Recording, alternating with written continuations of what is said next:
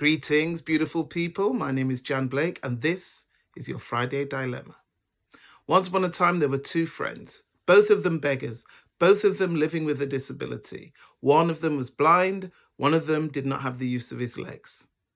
The blind man suggested to his friend, he said, "Why don't I be your legs and you sit on my shoulders, you be my eyes, and instead of wasting our lives begging, why don't we become hunters?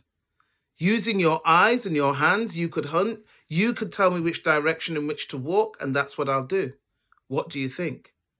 "That's a beautiful idea," said the one who did not have the use of his legs. So that's what they decided to do. The problem was the one who didn't have use of his legs wasn't a particularly good hunter, and they spent many days in the bush trying to find something to eat. Finally, after days and days of hunting and failing, and not eating anything, just sipping water, the hunter, the one who had use of his eyes, spotted an antelope.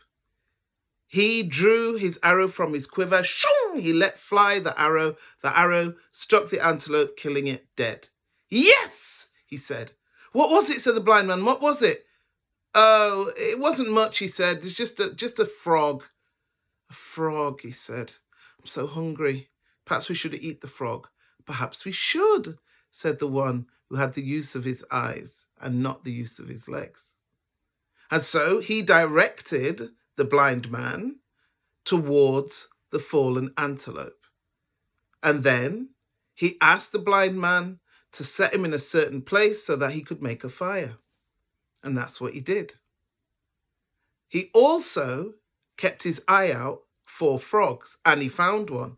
He let loose his arrow, he killed a frog, he dropped it into some boiling water, and he put it on the fire to boil.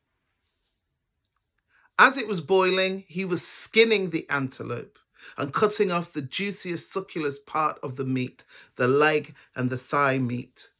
His mouth was watering. The blind man, he could smell the blood, and he said, "Will you be cooking it soon?" He said, Yes, it's going into the pot just now. It'll cook very quickly. I'm going to boil it." "Yes," said the blind man. "I can't wait to taste it." The man who didn't have use of his legs, he took the frog out of the water and set it to one side. He poured the water away, he made a spit, and he began to roast the meat. The smell was tormenting the blind man. He said, "Is it not ready yet? I'm so hungry. I thought you were going to boil it." And he said, "Yeah, but I decided that what I would do is roast it. I think it will taste nicer. It's going to take so long. Please, can I have a little bit?" he said. The man who was cooking the meat, in his mind, he thought he's not going to know the difference, whether it's an antelope or a frog. He can have the frog now. So he said, yes. Reach this way. That's right. This way. Yeah, you've got it. That's your meat."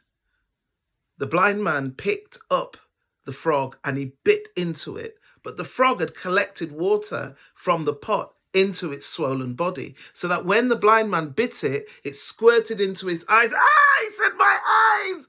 But miraculously, when he removed his hands from his eyes, he could see. He could see his friend. He could see his friend roasting an antelope. He could see the frog that he'd been given to eat, and he was furious. And he grabbed a piece of wood that was beside him, and he began to strike his lame friend. As he did, the friend, wanting to avoid the blows, he set off running. He ran as fast as his leg could carry him. And when the blind man caught hold of him, he said, "Why are you angry with me? I helped you to gain the sight in your eyes. You should stop beating me. I've been a good friend to you." "You've been a good friend to me," said the blind man. "Haven't I been a better friend to you? Look, because I beat you, you ran. That meat rightfully belongs to me. I've been the better friend." "No, the meat belongs to me because I've become the better friend." And so they argued. They argued and they argued, and they waited for someone to pass by and put their question to them. Who should get the meat? Imagine yourself as that person. Who should get the meat?